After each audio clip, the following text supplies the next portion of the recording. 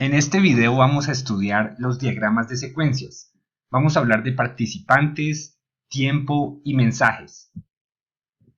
Los diagramas de secuencia son una parte del lenguaje unificado de modelado que sirve para expresar cómo funciona cierto componente particular del sistema. Para definir los diagramas de secuencia vamos a compararlo con otros diagramas de UML como los casos de uso y los diagramas de clases.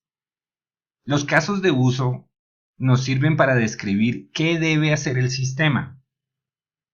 Es decir, los casos de uso expresan cuáles funcionalidades debería tener el sistema y no se preocupa por otros detalles, simplemente se preocupa por recopilar cuáles son las funcionalidades importantes que el sistema debería tener.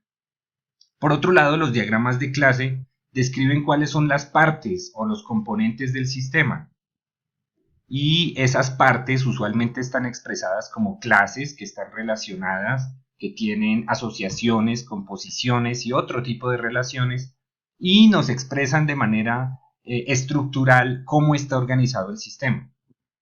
Por otro lado, los diagramas de secuencia nos sirven para describir cómo trabaja el sistema, es decir, qué secuencias de interacción y qué tipo de procesos existen entre los componentes del sistema para que finalmente el sistema haga el trabajo que debe hacer.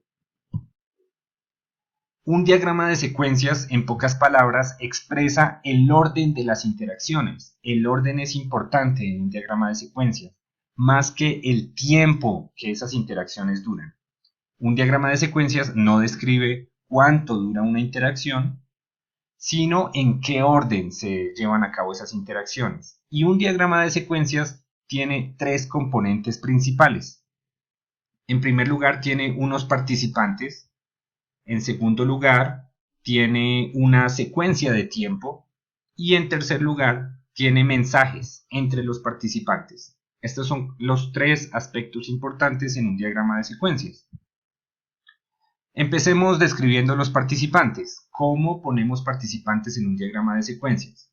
Los participantes los ponemos utilizando cajas que usualmente están en la parte superior del diagrama. Y entre la caja vamos a poner el nombre del participante y su tipo. Estos participantes, o en este diagrama particular tenemos dos participantes y cada uno de ellos tiene una línea de vida o una línea que expresa el tiempo en el que este participante se encuentra disponible. Para expresar el nombre de los participantes, UML tiene una convención que es la que vemos acá. Esta es, digamos, como la estructura de la notación para indicar cuáles son los nombres de los participantes en un diagrama de secuencias. Y empieza con un nombre, podemos utilizar un selector, luego tenemos dos puntos para indicar la clase o el tipo de ese participante, y por último podemos referirnos a otro diagrama de secuencias en donde hay más detalle acerca de cómo funciona este participante. Entonces, esta es la notación completa. No es importante utilizar toda la notación. Se pueden utilizar únicamente partes de ellas para expresar cosas que son importantes en el diagrama. Por ejemplo, acá hay 5 ejemplos de nombres que le podemos dar a un participante en un diagrama. Por ejemplo, este primer nombre simplemente nos está indicando cuál es el nombre del participante, pero no expresa su tipo ni otro tipo de detalles, lo que significa que para este participante solamente el nombre nos es suficiente. En el segundo ejemplo, no nos interesa el nombre del participante, sino nos interesa el tipo. Y lo sabemos porque antes de los dos puntos no hay nada. Simplemente está el tipo de participante que va a interactuar en ese momento y digamos que es un participante anónimo, solamente conocemos su tipo pero no su nombre. En el tercer ejemplo tenemos un participante con nombre particular y al cual se le ha definido su tipo también. En el cuarto ejemplo tenemos un participante que se encuentra almacenado en la segunda posición de un arreglo que se llama eventos. Este es la notación de selector, que es muy natural para referirnos a un elemento particular de un arreglo. Sabemos que los elementos en este arreglo son de este tipo porque se está utilizando la notación de los dos puntos para indicar la clase de objetos que tiene este arreglo. Y en el último ejemplo tenemos otro participante anónimo para el cual conocemos su tipo, es simulador de vuelo, y también tenemos una referencia a otro diagrama de secuencias en donde encontraremos más detalle de cómo funciona este participante particular. El tiempo es un elemento importante en los diagramas de secuencia y se expresa con las líneas de tiempo que cada uno de los participantes en el diagrama tiene en la parte inferior. Acá tenemos dos participantes, un participante para el cual conocemos su tipo y otro participante para el cual solamente conocemos su nombre. Los dos tienen una línea de tiempo que se expresa con una línea punteada que normalmente va de arriba para abajo. El tiempo en un diagrama de secuencias arranca en la parte superior y progresa hacia abajo. Hablemos de los mensajes. En este diagrama tenemos dos participantes. Cada uno de ellos tiene una línea de tiempo. El participante 1 tiene su línea de tiempo y el participante 2 también tiene su línea de tiempo. Para los dos participantes conocemos su tipo porque tienen los dos puntos más el nombre y el elemento nuevo en este diagrama es la flecha que conecta el participante 1 con el participante 2. Esa flecha es un mensaje y este mensaje está siendo enviado desde el participante 1 hacia el participante 2.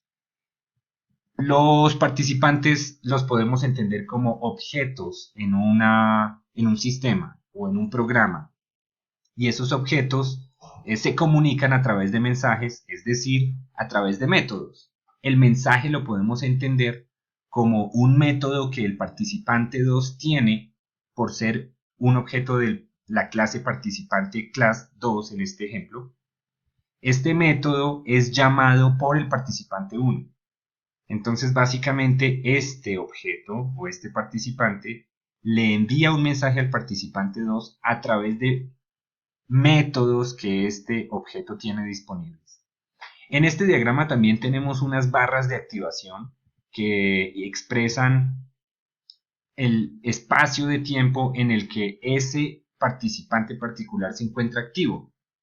El participante número 1 está activo durante esta franja de tiempo y el participante 2 está activo en esta otra franja de tiempo, lo que significa que de alguna manera le toma o está activo durante este tiempo para poder ejecutar el mensaje que fue generado desde el participante 2.